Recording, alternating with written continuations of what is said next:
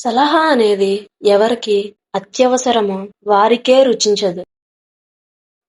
తనను తాను సంస్కరించుకున్న వ్యక్తికే ఇతరులను సంస్కరించే అధికారం అందుతుంది.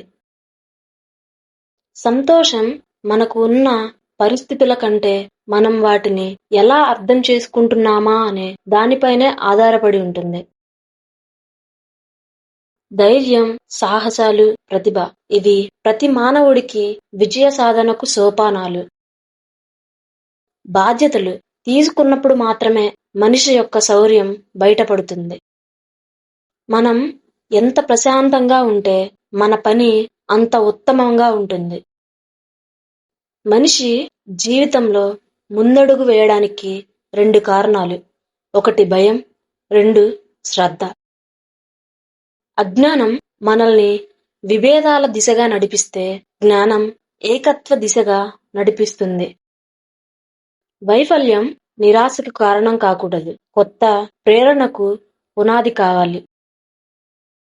బాగా కష్టపడిన తర్వాత వచ్చే విజయం చాలా తియ్యగా ఉంటుంది.